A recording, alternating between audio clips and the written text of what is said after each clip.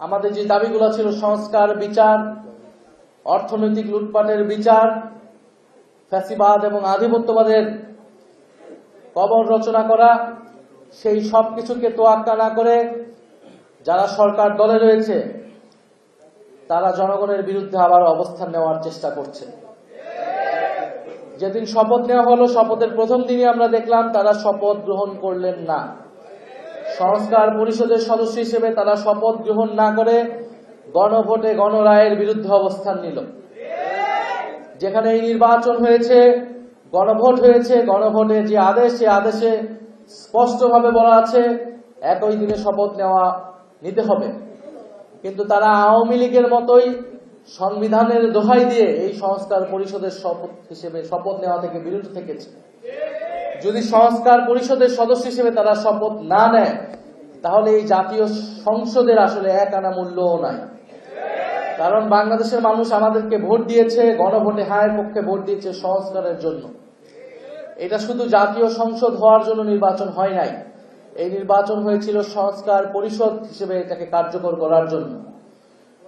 আমরা দ্বিতীয়ত দেখতে পাচ্ছি যারা বিচার প্রক্রিয়ায় হস্তক্ষেপ করল, তারা কোনো কারণ ছাড়াই, কোনো অভিযোগ ছাড়াই ট্রাইব্যুনালের যে প্রসিকিউটর ছিলেন, চিফ প্রসিকিউটর, তাকে সরিয়ে দিলেন এবং বিচারে নানা ধরনের হস্তক্ষেপের কথা আমরা শুনতে পাচ্ছি। যারা ভিকটিম ছিল, যারা সাক্ষ্য দিয়েছে নিজে উৎসাহ থেকে, তাদেরকে নানাভাবে চাপ প্রয়োগ করা হচ্ছে এবং তারা নানান হুমকির মুখে আছে। ফলে আমরা খুবই সন্দিহান যে বিচার প্রক্রিয়াও সুষ্ঠুভাবে এই সরকারের আমলে হবে কিনা সেটা নিয়ে আমাদের মনে, জনগণের মনে সন্দেহ তৈরি হয়েছে। তৃতীয়ত আমরা দেখছি, আপনারা দেখেছেন যে বাংলাদেশ ব্যাংকের গভর্নরকে কিভাবে নির্লজ্জভাবে মব তৈরি করে অগণতান্ত্রিকভাবে বাংলাদেশ ব্যাংক থেকে সরিয়ে দিয়ে একজন ঋণখেলাপী একজন ব্যবসায়ীকে বাংলাদেশ ব্যাংকের গভর্নর হিসেবে নির্লজ্জভাবে বসানো হয়েছে। বাংলাদেশে বিগত সময়ে প্রায় 30 লাখ কোটি টাকা লুটপাট করা হয়েছে, বিদেশে পাচার করা হয়েছে। এই গণ অভ্যুত্থানের পরে অন্তর্বর্তী সরকার নানান ব্যর্থতা এবং সীমাবদ্ধতা সহ এই অন্তর্বর্তী সরকারের গভর্নর চেষ্টা করে যাচ্ছিল সেই লুটপাটের টাকাগুলোকে ফেরত আনার এবং এই লুটপাটের টাকার সাথে যারা জড়িত, এই লুটপাটের সাথে আওয়ামী লীগের ফ্যাসিস্টদের সাথে যারা ব্যবসায়ী এবং আমলা রয়েছে তাদেরকে বিচারের আওতায় আনা। কিন্তু আমরা দেখছি সেই বিচার প্রক্রিয়াকে ভণ্ডুল করতে, ঋণখেলাপীদেরকে আরো সুযোগ সুবিধা করে দিতে, আর্থিক লুটপাটের পথকে প্রশস্ত করতে বাংলাদেশ কেন্দ্রীয় ব্যাংককে দখলের একটা নির্লজ্জ চেষ্টা করলো সরকার দল।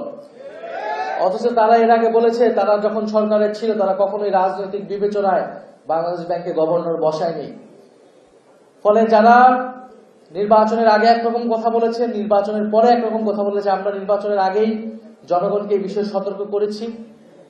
আমরা জানি জনগণ তাদের বিপক্ষেই ভোট দিয়েছিল। নানান ইঞ্জিনিয়ারিং করে তারা ফলাফলটাকে নিজেদের পক্ষে নিতে সক্ষম হয়েছে।